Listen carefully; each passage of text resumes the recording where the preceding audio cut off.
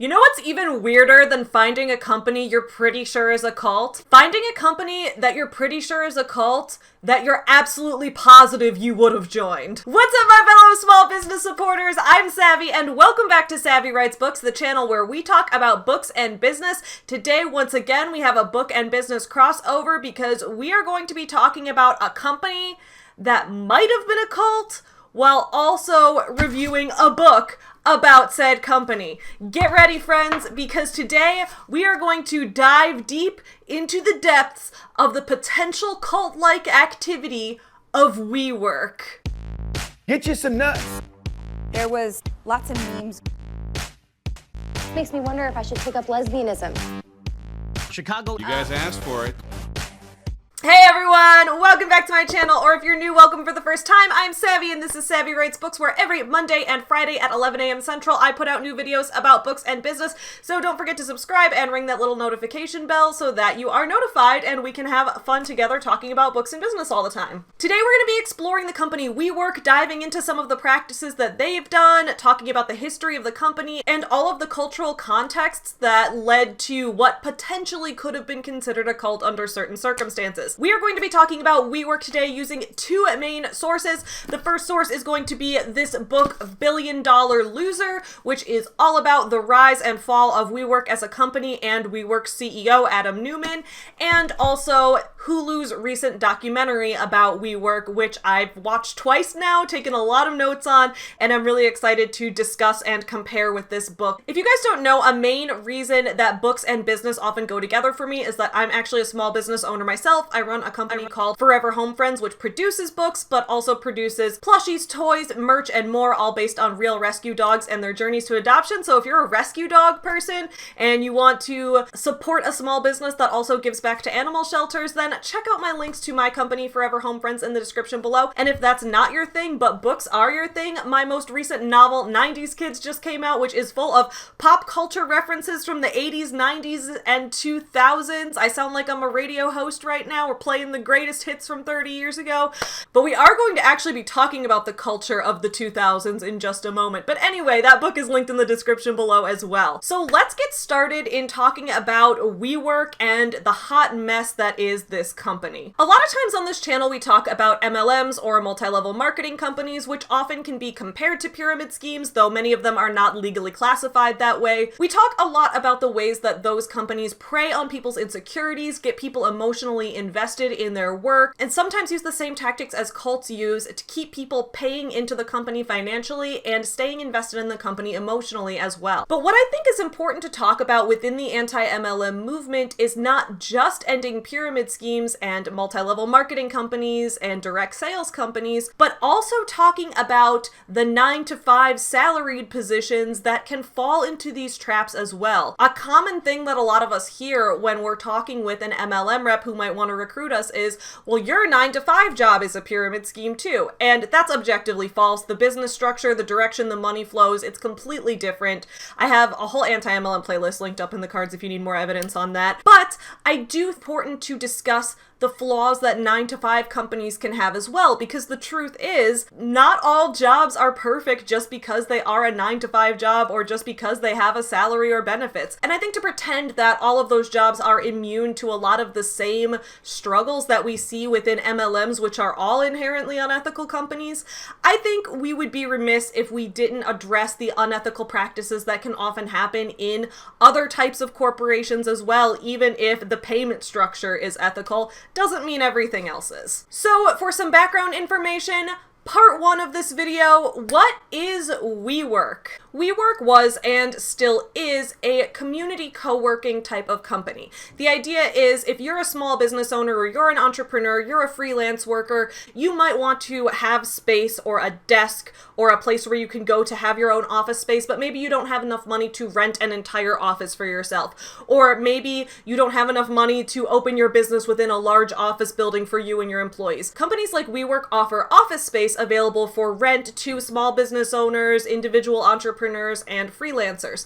Sometimes companies with employees will take advantage of this space because renting out a huge office complex can get incredibly expensive. Having just a small piece of this might be enough for a company that has only a few employees. Similarly, freelance graphic designers or photographers might set up their office space in somewhere like a WeWork type of place if they don't have space to set up a home office at their house or something like that. It's also a good place for entrepreneurs to be able to network with each other because a lot of business owners and a lot of people working for smaller companies are kind of all in one place together where they can collaborate and network with each other and use each other's services and things like that. On the surface, it sounds like a really great kind of company, and honestly, the company still is existing and operating today, and from everything I've seen, now that the CEO, Adam Neumann, has stepped down, it seems that the company is operating in a much more ethical way, so I don't have anything bad to say about the company as it currently stands. The company had a huge problem as soon as they went public to go on the stock market. We're going to talk all about the investment issues that happened with WeWork as well, so stay tuned. Along WeWork's path to success, while it was still on the rise before the huge crash and burn, WeWork was actually classified as a unicorn.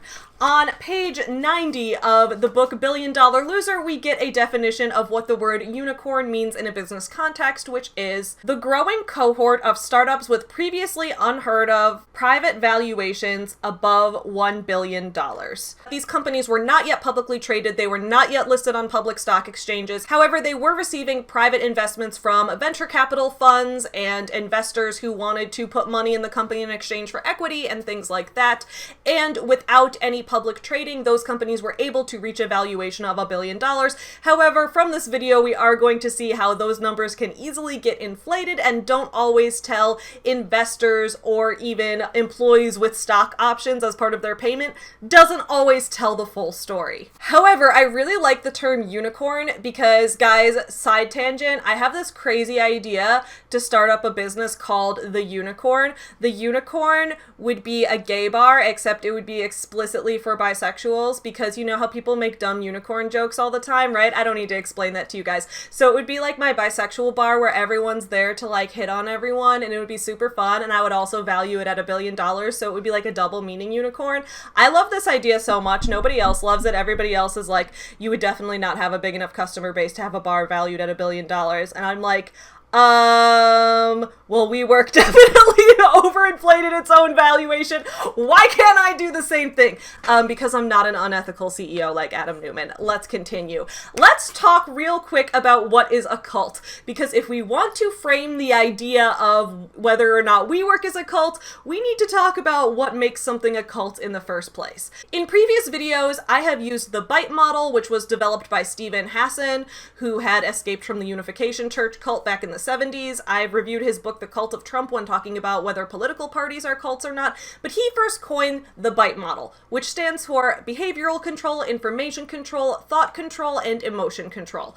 And if the organization you're a part of or the company you're working for tends to try to control those areas of your life, chances are it could be a cult. So as we go through the book $1 Billion Loser, and as we talk about the Hulu documentary, we're going to point out some places where WeWork falls prey to these type of controls of its employees and its users and its customer base. But if we want some clear context for how this type of thing happened in the first place and how a company like this was able to rise to such a huge level, reach a $47 billion private valuation before completely crashing and burning, then we need to take a trip back in time to see what the world was like back in 2008. So come on, friends, let's go back to 2008 together. Welcome to 2008, y'all!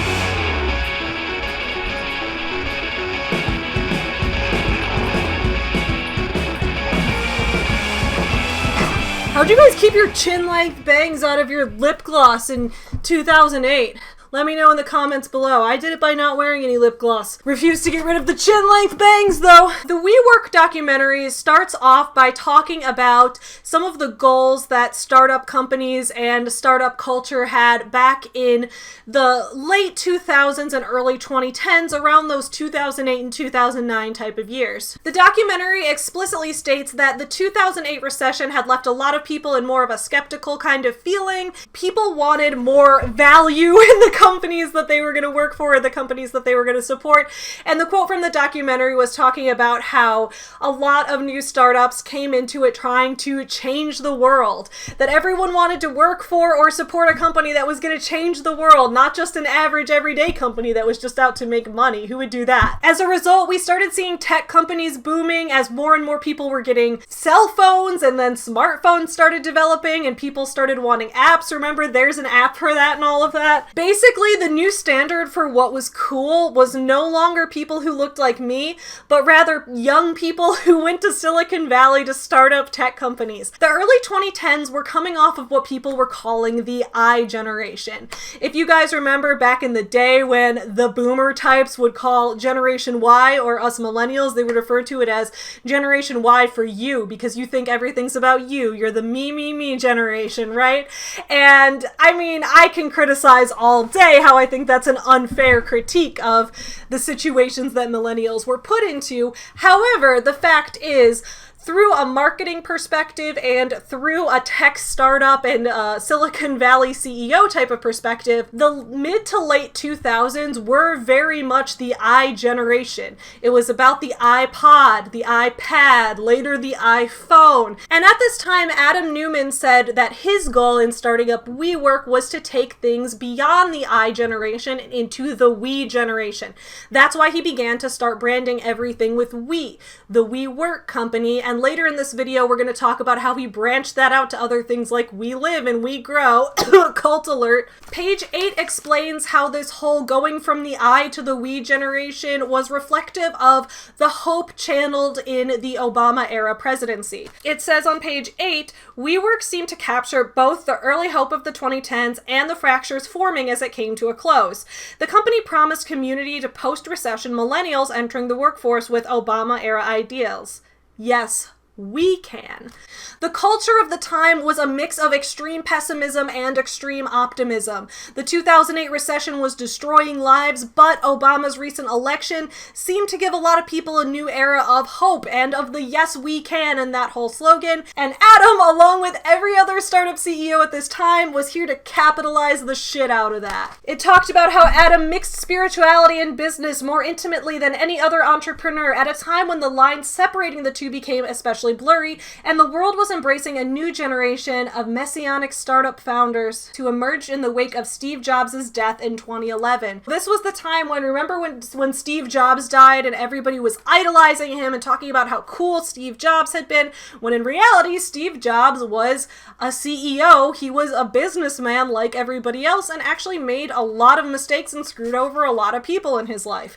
This is where we started to see some of that worship for people wanting to be the next Mark Zuckerberg, people wanting to be the next Steve Jobs, and Adam Neumann wanted to take advantage of that culture and that way of thinking that a lot of people had. Page 43 of this book really shows how Adam's use of language tried to capture that feeling that everybody had coming out of the I era and into the we era. It says here, the next decade is the we decade, he told the Daily News. If you look closely, we're already in a revolution. The book continues to say many of WeWork's first employees were bewildered by Adam's bombast. WeWork's offices were nice, but a revolution? Making the world better for the next generation. Trying to change the way that things are done to make the world a better place. Capitalizing on that love that people have for something and transferring it to a corporate and marketable environment. This is where we see the first signs of that, and as we're going to see in this video, it's only getting worse from here. Along with that, Adam's use of how he specifically manipulates language to fit his own branding, specifically the we branding and how it's supposed to contrast the I branding. We're gonna see how that goes. 2008's unfortunately over. It was a good year, wasn't it, guys? It was actually a fucking terrible year. We had a recession out the ass. It's why everyone dressed like this, I guess. Let's go back to regular Savvy. Thanks so much, 2008 Savvy. Now, let's talk about how, at the beginning, the goal of WeWork was to become a capitalist commune.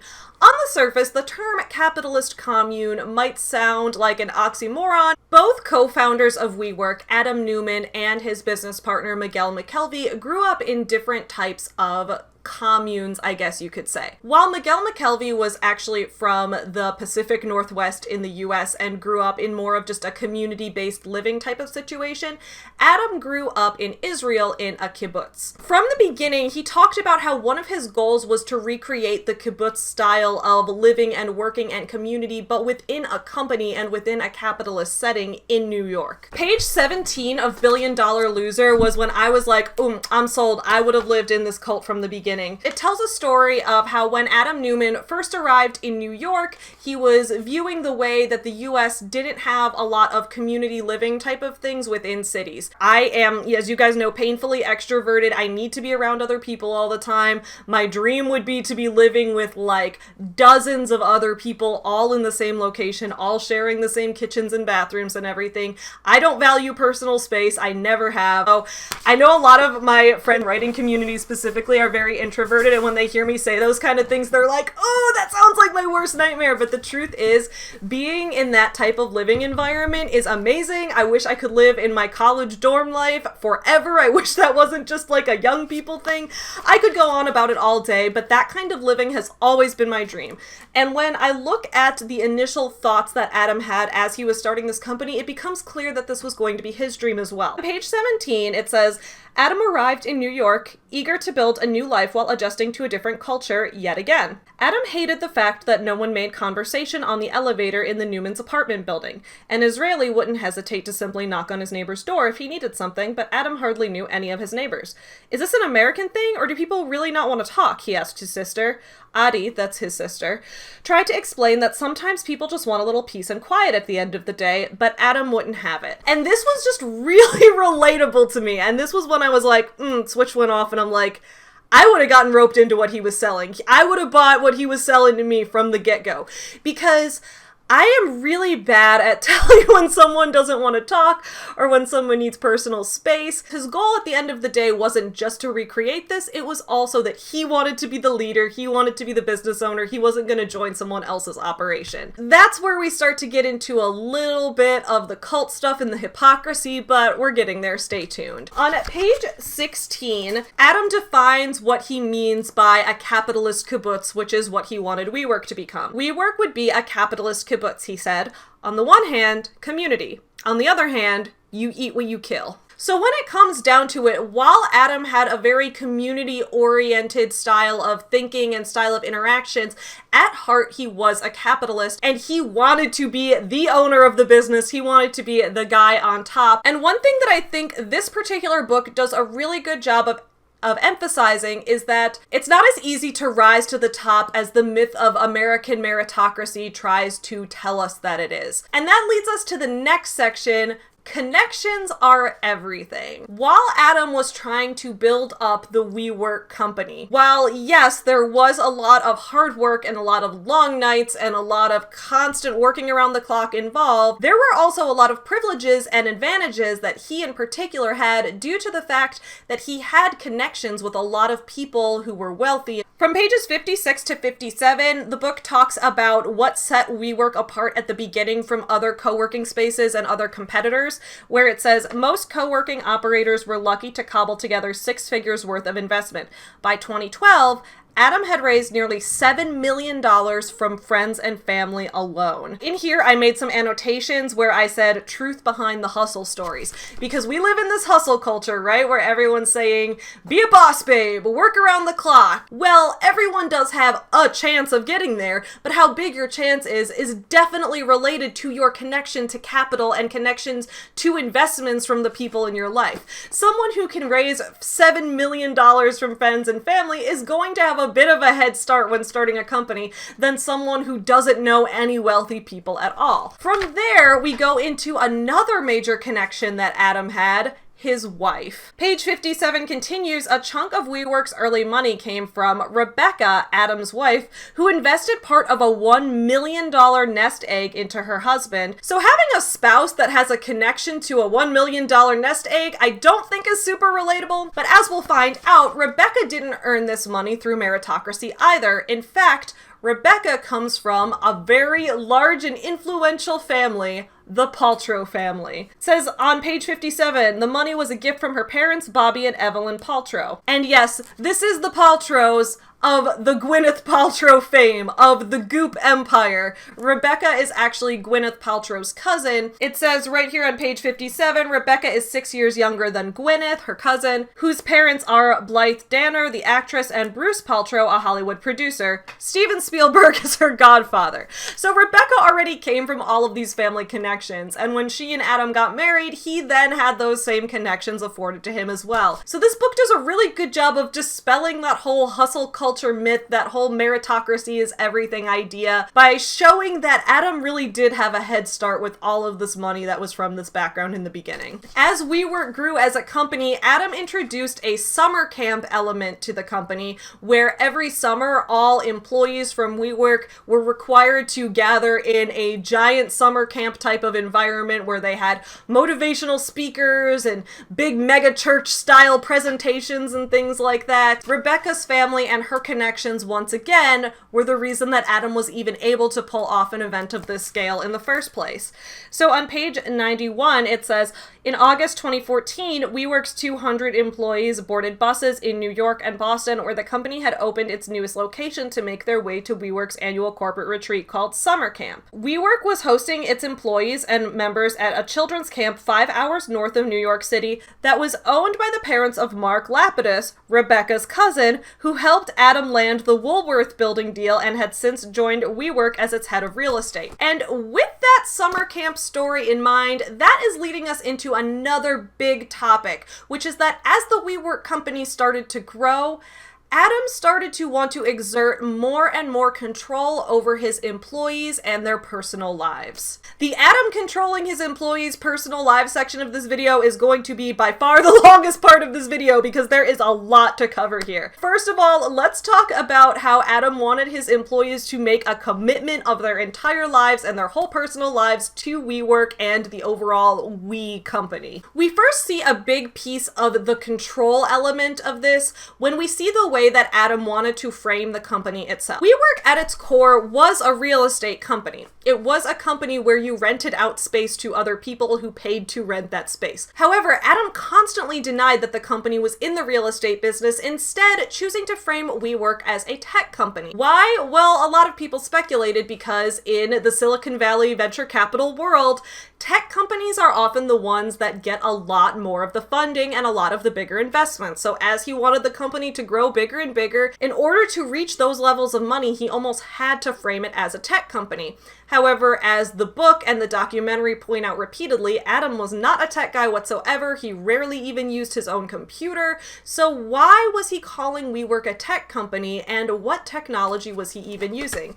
As it turns out, technology that was super invasive. So on page 84, it says right here, one employee looked into how the company might launch its own cryptocurrency. Data collection was becoming the cornerstone of every fast-growing tech company, and Adam walked in one day to tell the engineers that he wanted to see when and for how long members were using different parts of each WeWork by tracking their phones as they moved through the building. I don't think the technology is quite there yet, one WeWork engineer said. I think it is, Adam replied.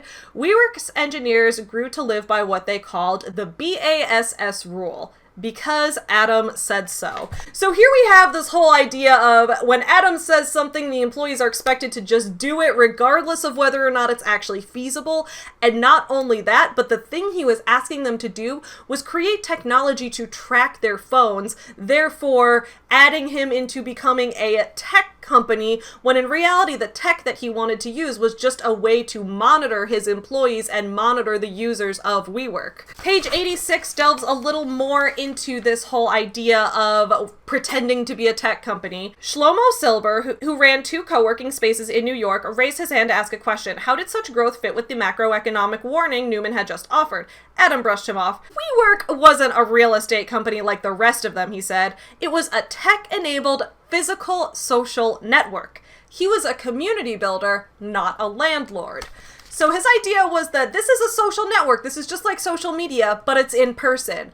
Well, Adam, That's not what technology means in a business sense. It continues here with a quote from someone who had seen this presentation, which says, he thought that there was a utopian future he could bring about, and I remember being kind of excited to hear someone who was able to think at that level. But it also felt like the villain in the movie telling you the whole plot before he kills you. It would have been funny if that speech bought us time to compete.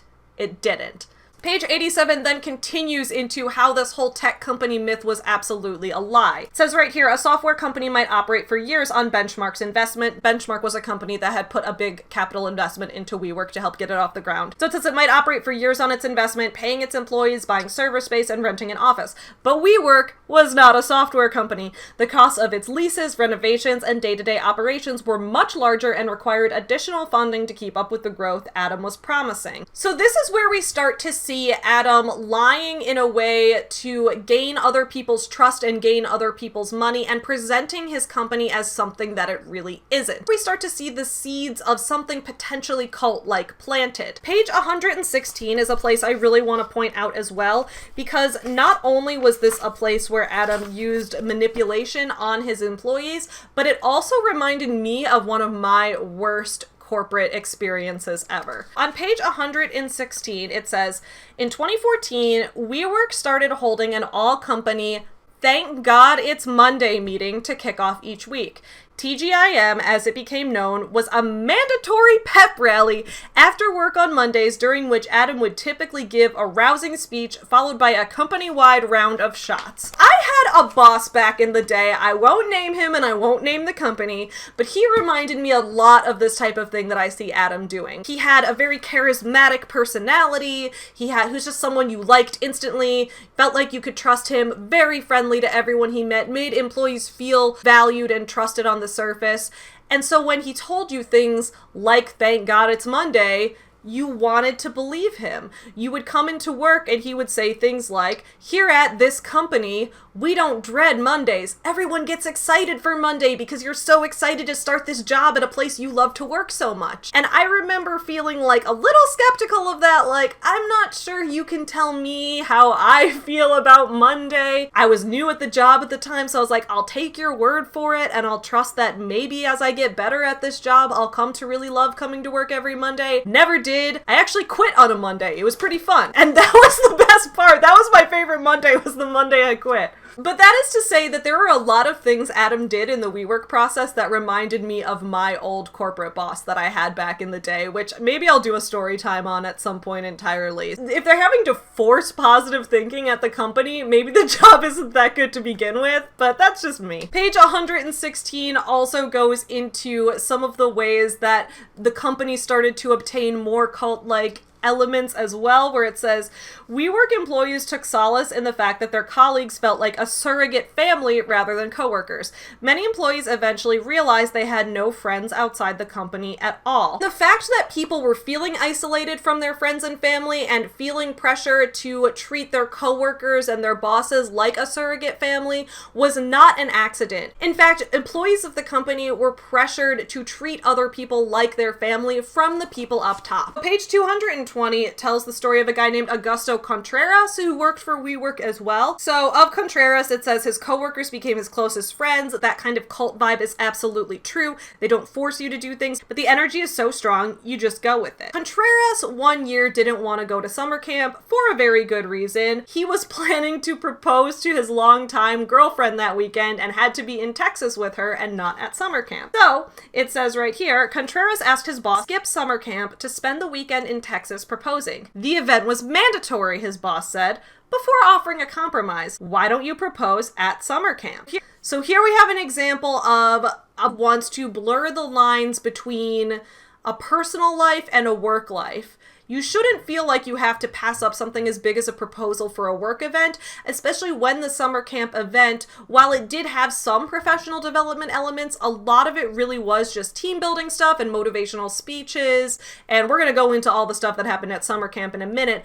but there really is no reason that a reasonable boss should have made an employee pass up his planned proposal to his significant other. The cult element really comes through when we see what happened next, which was that Contreras decided decided that yes, he was gonna propose to his girlfriend at summer camp because he wanted to do it that weekend. When he did the proposal at summer camp, he grabbed the microphone during a dodgeball tournament, and hundreds of his coworkers and several of the company's videographers looked on. She said yes, Contreras yelled after bending down on one knee while wearing a WeWork branded t-shirt. His colleagues cheered.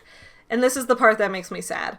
In remembering the moment, Contreras said that he felt as if he were surrounded by my extended family. He had been at WeWork for 7 months. The fact that it didn't feel weird to him at the time, but in retrospect he's like, this might have been a cult, I think that's very telling. Now, this was far from the only personal life controlling type of thing that happened at the yearly summer camp that WeWork held. Let's head into the next subsection of the Adam controls his employees' personal lives section, WeWork summer camp. The Hulu WeWork documentary called summer camp, quote, Fire Festival Done Right, which I thought was absolutely hilarious because if you've seen on Your Morning Guru, we did a Fire Festival reaction. It was during our Scammers and Con Artists and Criminals week. We talked about Billy McFarland, the leader of Fire Festival, and how the event was a big scam and he went to jail and things like that. Definitely check out Your Morning Guru if you guys haven't. By the way, we also did an Adam Neumann day for it and a WeWork day. It was really fun. Linked in the description below. That's my morning show podcast live stream channel where we live like business gurus every week. Super fun. This documentary called it Fire Festival Done Right. The documentary emphasized how summer camp really had that work hard, play hard type of culture where, you know, when you worked at WeWork year round, you were expected to put in hours and hours well above the 40-hour work week. It was the whole, this is a startup, you need to spend more time here. But then at summer camp, when it showed the footage of what summer camp looked like, it was just kegs everywhere, alcohol flowing freely, and everyone was getting drunk, everyone was listening to musicians perform and just partying and having the time of their lives, which is great, but it's showing those two extremes. And I think those two extremes are really indicative of what 2010's startup culture was really like, where you had this idea that you should be working 60, 70, 80-hour weeks, but then when it's time to have fun, you should be having the most fun possible. You should be exhausting yourself with how much fun you're having. There was never any middle ground of like, well, maybe you should just go to sleep or something like that, because that was really the culture we saw in the 2010s in the startup type of world. And this is what I saw when I worked with that boss who I said reminded me of Adam when I worked at that previous company that I hated. The job listing when I applied to this company back about 6 years ago now even said work hard, play hard culture. And me as a 22-year-old recent college graduate, I was like, work hard, play hard sounds good to me. I'm here for it. I'm a hard worker and I'm a high energy person. That was before I realized what work hard, play hard really is, which in my opinion is a way to make the oppressions of capitalism palatable to young people. It's the idea of taking a corporate culture and work culture and making it cool. It's like if you were to watch a drug PSA in your school health class and they made all the kids who don't do drugs look super cool, but it's obvious to teenagers how that's just manipulation. That's what work hard, play hard culture in companies really starts to feel like. Oh, it's company approved getting drunk around everyone. But it really was a way for corporations to incentivize employees to stay there as long as possible and not want to go and spend time with their families. In page 92 of this book, it describes more how the summer camp was going so hard for this cool image where it says, by 2014, summer camp had quintupled in size to include more than 1,400 WeWork employees, members, and friends.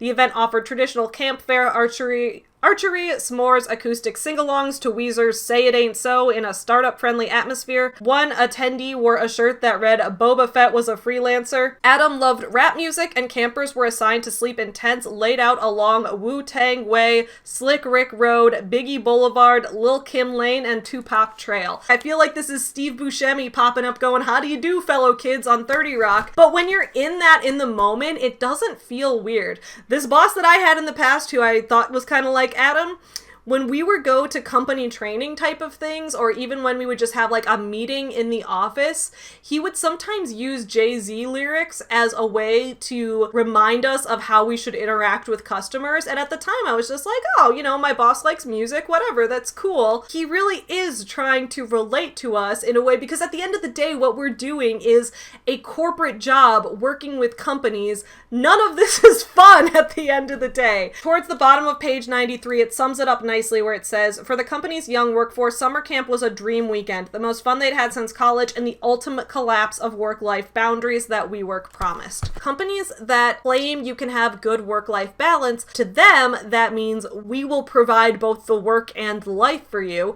because if you are living both work and life by our own standards, we can claim that it's a balance. It's moving the goalpost. It's reframing what we see as these concepts. And in the Hulu WeWork documentary, they did an interview with an employee named Quentin who recalled his time at the summer camp, and one of the things he brought up was that not only was this summer camp, which was supposed to be the fun, it was supposed to be the life side of the work-life balance, not only was it a completely mandatory event, but that people were also wearing tracking bracelets. You were required to wear a tracking bracelet at the event to prove that you were there and so that the company could keep tabs on you at all times. So it just goes to show that the work-life balance element of this is not really what they say it is. Nowhere does that become clearer in the next big section of this, which is the We Live element of the entire WeWork empire. In the Hulu documentary about WeWork, there's an employee named August Urbish who is the first person to introduce the idea of what We Live is. He talks about a mysterious phone call that he received one day where someone said, hey, this is so-and-so from WeWork. We're starting up a really cool new thing and we need to know right now if you can commit to it. And he's like, well, can I learn a little bit about what it is first? And they were like, nope, there are a lot of people who might want to commit to this, so we need to know if you're going to be in or not. And so he said, okay, I'll give it a shot. When he went to the event to reveal what it was We Live. And We Live was the life element of WeWork. If we needed to see any more of work-life balance being disrupted, We Live was an apartment complex type of building that was also owned by the WeWork company and was this capitalist commune element that Adam had been going for from the beginning. You want to be surrounded by your coworkers and you want to be surrounded by these other entrepreneurs at all times. In the hallway, you're going to see the other employees, where you're going to have a tiny little New York studio apartment that barely has room for you because all you need is a bed and a bathroom. You don't need anything else because you can go to the shared kitchen downstairs. You can go to the shared workspaces and the shared areas where people can work together on their own freelance work in their own small businesses. According to the documentary, another employee, Quentin, who is the same guy who had previously talked about the tracking bracelets, he talked about how We Live pods were originally designed to be at 200 square feet in size. But this is another place where I'm like, I would have joined this cult. Like I've said earlier, I am so obsessed with, networking with other small business owners. I love the idea of having a community of small business owners where we can all learn from each other and relate to each other and things like that.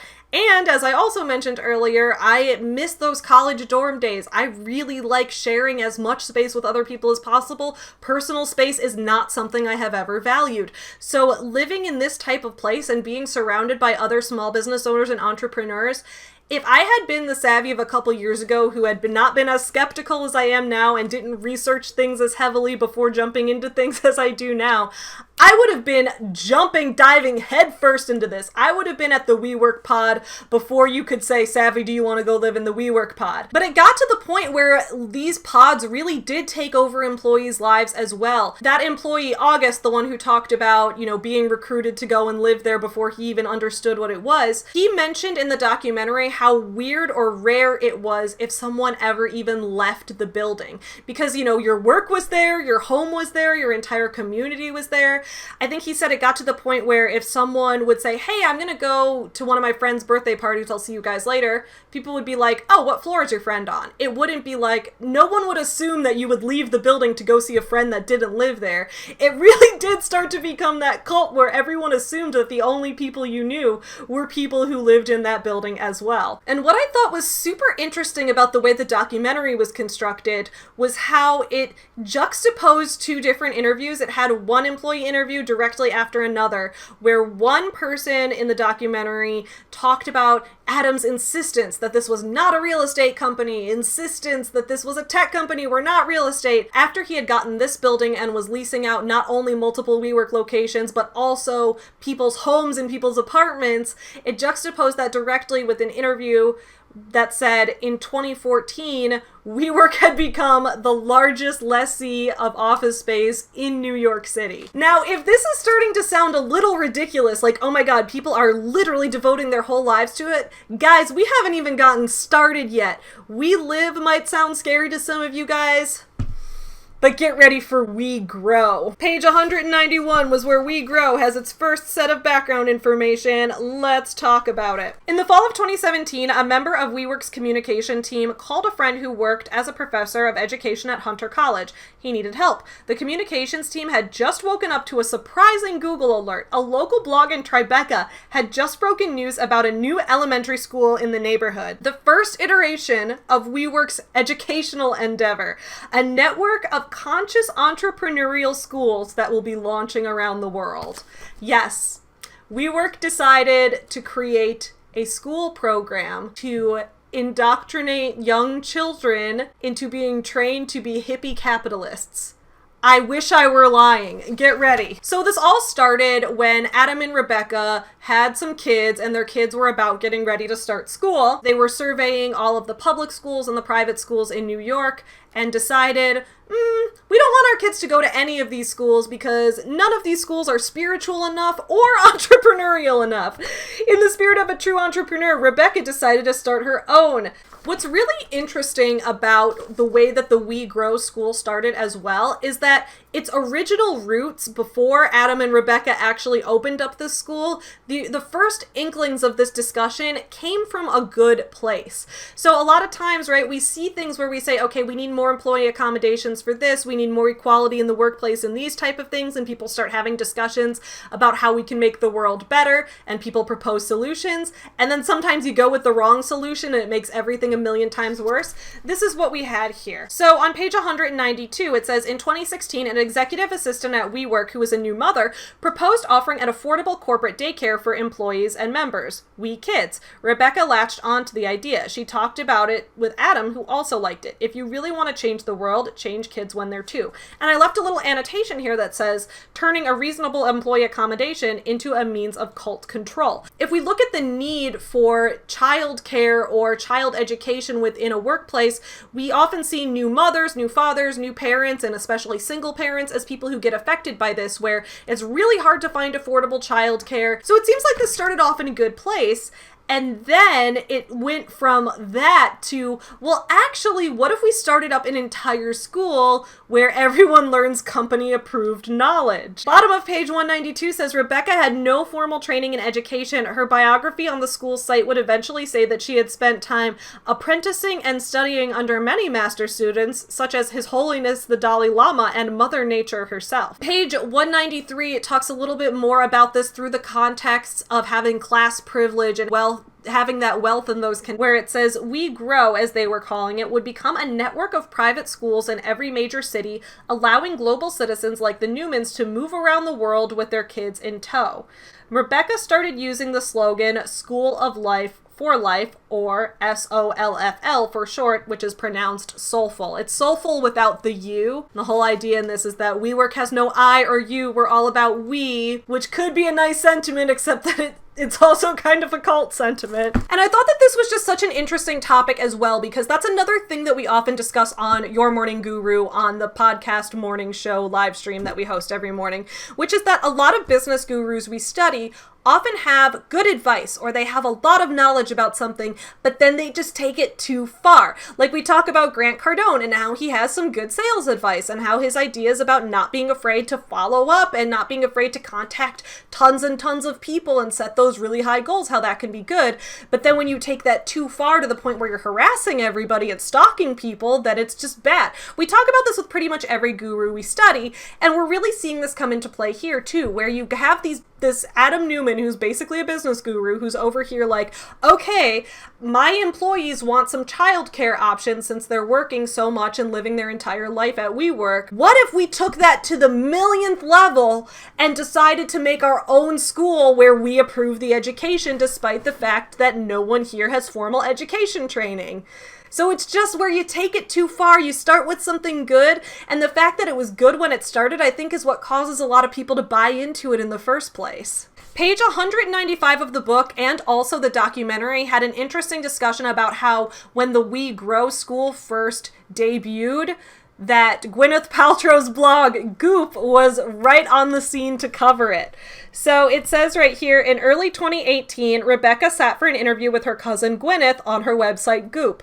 Rebecca had shed the maiden name she previously insisted on using, and neither relative acknowledged the familial connection as Rebecca spoke about the school's launch and how it fit into the company. Earlier in the book, when it had talked about Rebecca's past, it talked about how when she was in high school and college, she would go up to every single person and be like, "Hi, I'm Rebecca Paltrow." Like, she would always use her last name. And then when people would be like Gwyneth Paltrow, she'd be like, "Yeah, like Gwyneth Paltrow." Like, she was trying to get by on that connection. Now that she had achieved some success and had built this big company, suddenly she wanted to play off this narrative like she had no connection in the first place and had built this all up by the bootstraps and everything. So she's on Gwyneth Paltrow's blog, she's on the Goop site because she's cousins with her, but is basically like, "Oh no, I'm Rebecca Neumann now, and I'm here on this blog, and I don't know you, Gwyneth," and it just seemed wild how that went. Page 196 starts to get into some of the flaws with this school program that they were trying to start. Speed and adaptation had been crucial to WeWork's early success, but education wasn't necessarily the best place for constant experimentation. They would always say, "This is how startups work," one WeGrow consultant said, to which I would say, "This is not a startup. You're a billion-dollar company, and these are people's children." So over here, I made a little annotation as well that said, "Dystopian application of startup capitalist principles to kids' education." So we're starting to see some of these elements of the B from the BITE model, right? The behavioral control. The cult parallels don't stop there.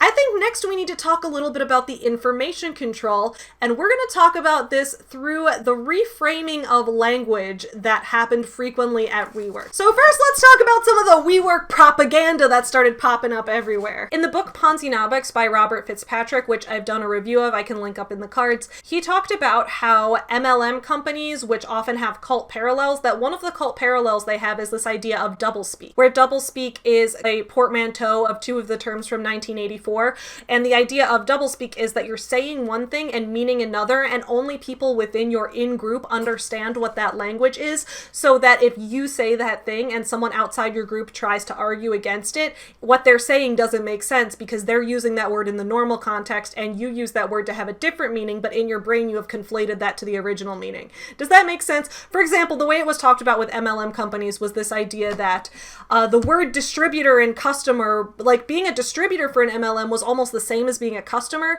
but those words got conflated because it was like, "Oh, I'm not signing up as a customer, I'm signing up as a distributor." But even if you never distributed anything to anybody and only signed up as a customer, you were still called a distributor. So it changed the meaning of the word, and that was an example of doublespeak. I hope that makes sense. Oh, we had some of this doublespeak going on at WeWork. One of the ways that they started by changing words seemed a little benign.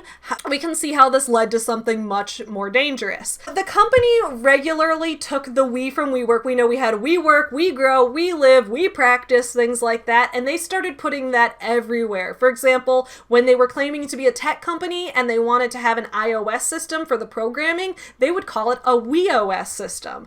They would call things powered by We. They would change people's job titles from something like CEO to CWEO, which is just ridiculous sounding. This is not actually that uncommon at the corporate level. The company that I used to work at, which I won't name, where I had the boss who reminded me of Adam, he would do that too. He would, like, for example, I'm not going to name the company, but let's say the company's name is Bob. Let's say I worked for Bob Incorporated. If I would go to the lunch area, "Oh, are you going to go make a Bobwich instead of a sandwich?" Or if he was talking to a sales team about a sales territory, he might be like, "Oh, did you get assigned a new Bobatory?" Naming a company Bob is ridiculous, but you guys see the example, right? It's the idea that you're inserting the company branding into regular everyday words, so it starts to subliminally indoctrinate you into the idea that the company is your life. In the Hulu documentary, there was an example as well of the way that Adam liked to change meanings of words all the time. There was a part where someone had come to visit a WeWork office and ordered a cappuccino, and Adam said, "Okay, I'll have a latte." latte. So they were both at the coffee counter. They both ordered a different drink. The guy who ordered the cappuccino went to grab his cappuccino, and Adam said, nope, that's mine. So he grabbed that guy's cappuccino and started drinking it. And he said, you ordered the latte, I ordered the cappuccino.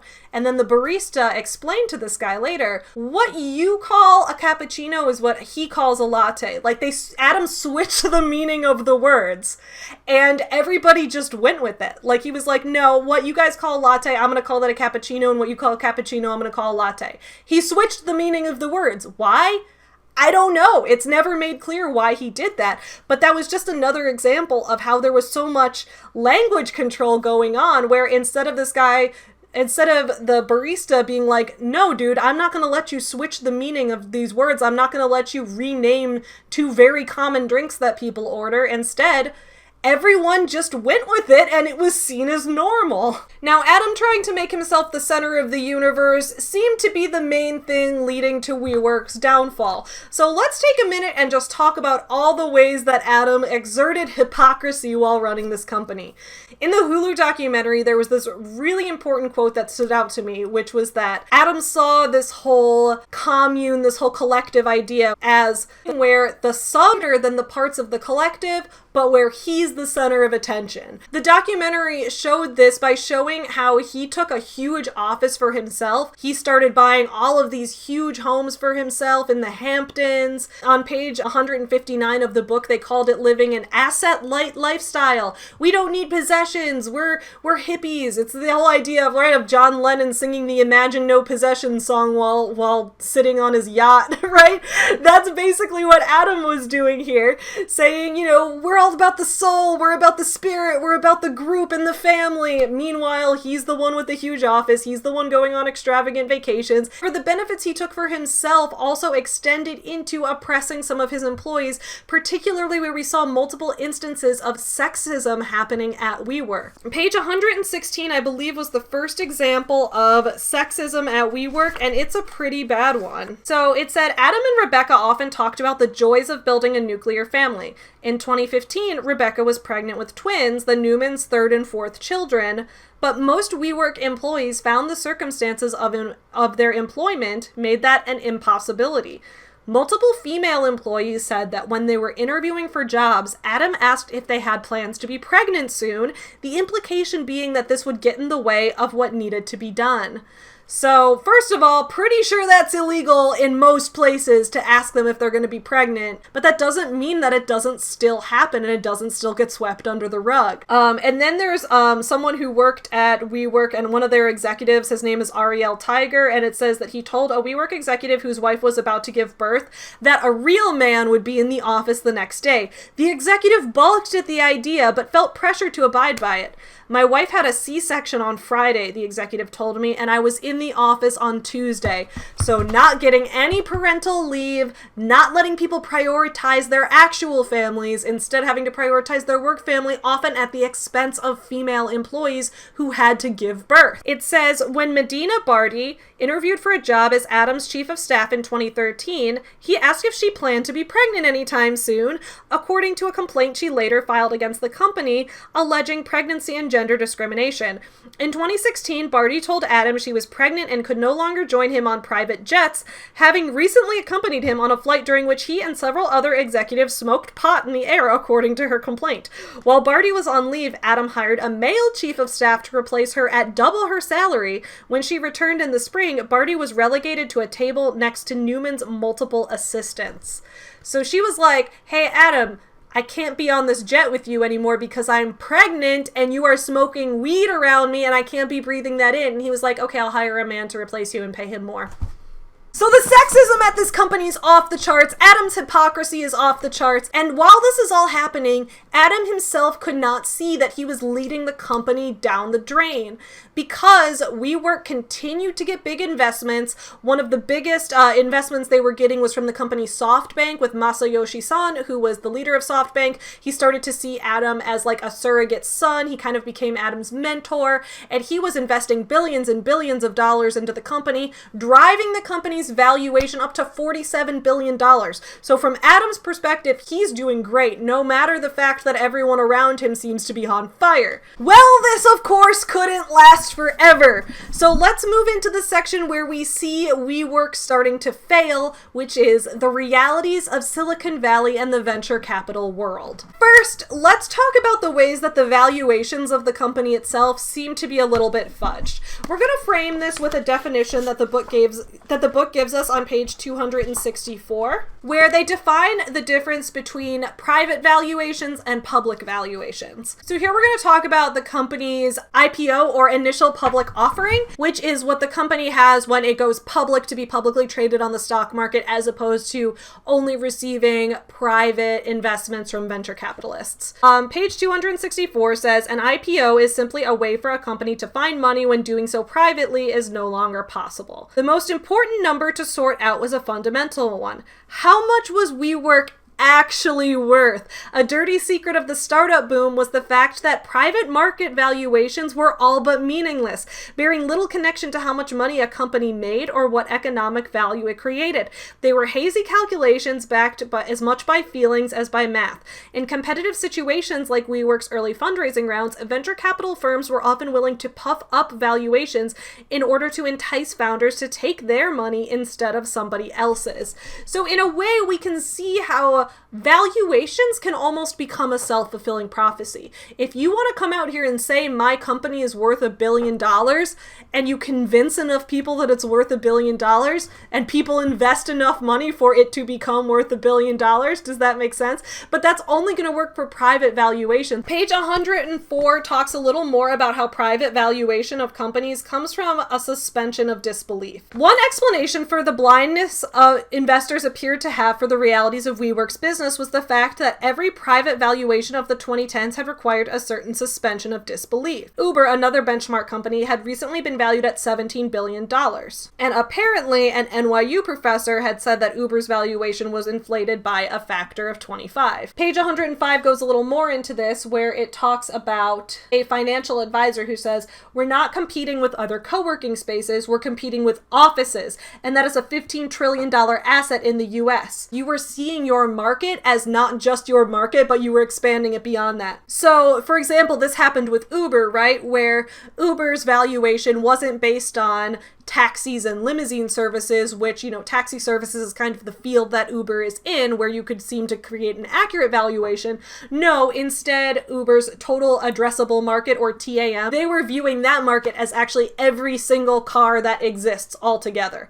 That is the total market. So that inflates it, right? It said it inflates it by a factor of 25 by increasing the scope of the market. Now you might say, okay, but why is this a problem? This is just a bunch of rich venture capitalists throwing money around. Who cares? Well, it's a problem when employees get paid in stock options. So page 261 talks about how in April of 2019, we're going to take the company public. We're getting publicly traded. We're not just doing private investments anymore.